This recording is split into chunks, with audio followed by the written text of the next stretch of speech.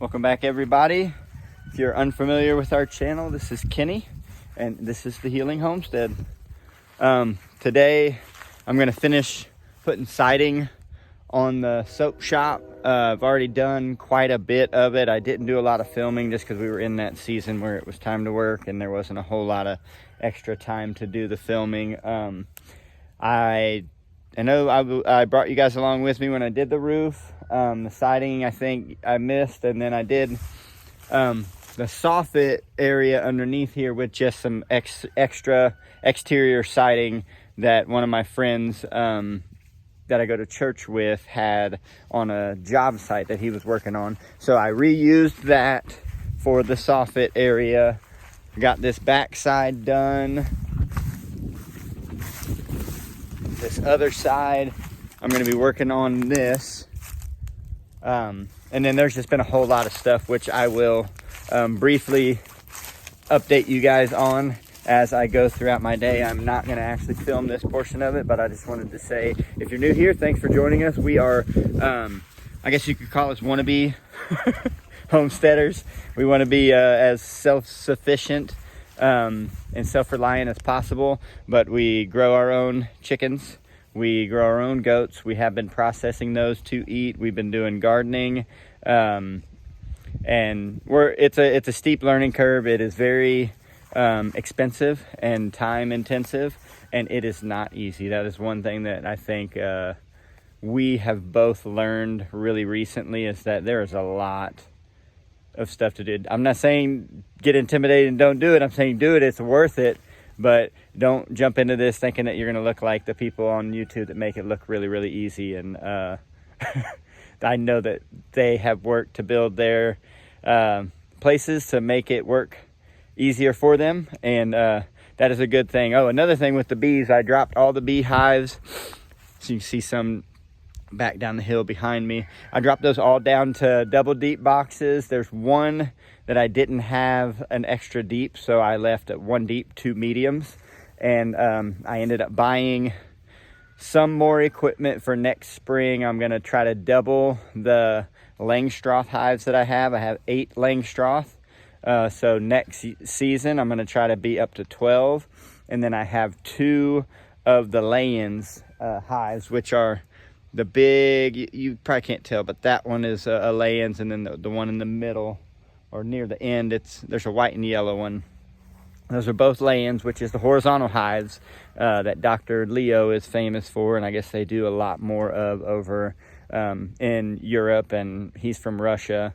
But I do very, very much like those setups, and he gives free plans online to build all that stuff. So I've done that. I built one this last year. I brought you guys along with me, and I have more materials to build another one. So I'm going to do that over the winter when it starts slowing down for stuff outside. But today it's going to be really nice. Oh, another thing I did, I shot a deer, shot a doe earlier this last month, processed her up, and that was great. We've eaten a little bit of her, and that has been fun. Unfortunately, I shot a buck a few days ago and was unable to retrieve him. Probably a little bit further back than I would have liked. It definitely didn't hit vitals because he was still up and aware hours after. I kept an eye on him. He didn't move very far, but I may go try to track him today, but it's just been so busy. I know that is probably a common, not an excuse, but it's just a reality in this lifestyle. I work a full-time job, and then I come home and I try to do as much as I can around here to make this work for us. So, well, we appreciate you guys tuning in. I'll do a brief little update on some other projects that I've gotten done and that we're doing still, and some of this is repetitious. I mean, we burn firewood, so we're always going to be splitting wood and downing trees and doing that type of stuff, and then the food will come again next spring. But for now, we just thank you guys for joining us and appreciate you guys tuning in, and those of you who leave comments and encouragement. We really, really appreciate that too, because it's hard. It's hard work. There is a lot to this, and feeling like a failure a lot of times is something that I think the enemy tries to attack us, but we can do all things through Christ who strengthens us, and so that's where we lean at. And we know that we're out here for a purpose, and right now it may not look like we are getting where we want to be, but we know that we are doing what we need to be doing. So here's a couple of my other projects I've been working on. I put together the circular slide that one of our friends gave us, and the kids should not be playing in. They really like that tire swing there hanging from the inside of the play set. Soon enough, I'm going to put a roof on this thing, attach the circular slide over there by the other one, like right there.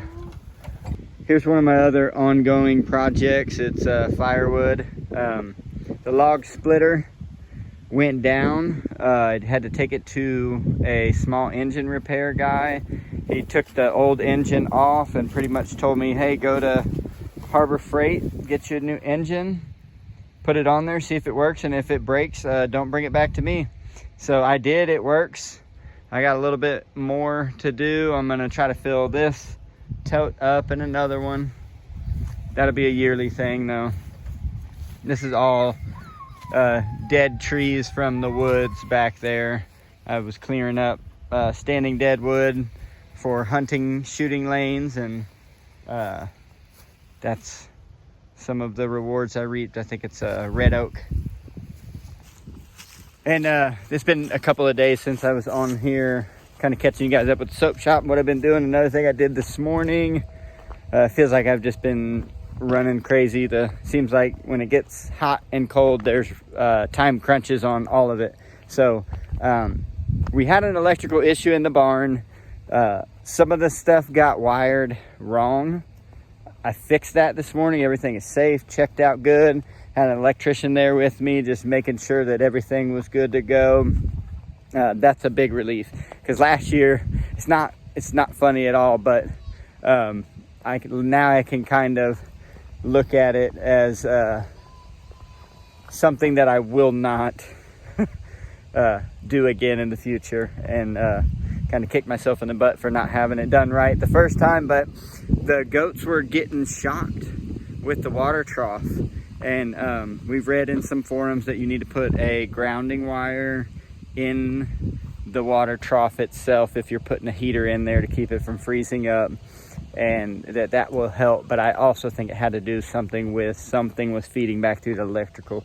So the fix that I did today should have that taken care of, but that's a big relief. You don't ever want to be messing with electrical and it being bad. So I told you guys that I had shot at a deer, went hunting, and I wounded it, didn't recover it that night. I went out that evening after I shot it, and waving at the neighbors, could not recover it. So I had to go to work the next day. Went to work the next day, was gone all day until dark, and didn't feel like climbing through the woods again for hours in the dark during deer rutting season, chasing down an injured animal. So I went Saturday afternoon, and I did actually recover the deer, and I have some pictures. I actually have him, or what I could gather from it. Feel bad, I wounded him. It was a bad shot. It was a rear end quarter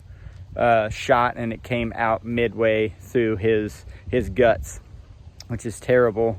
I know that he suffered, and so I feel terrible about it. And I've heard from other hunters that it just happens like that sometimes, but it's still, that is not the way that story was supposed to turn out in my mind. When I rehearsed it in my mind of what would happen and how it would happen, it was a clean kill and dead within minutes, and dragging him home and butchering him. But I did not get to keep a lot of him. I pulled the back straps out, and I'm still investigating to see if I'm actually gonna eat those, or if those might go to some of the other animals that eat weird stuff anyways.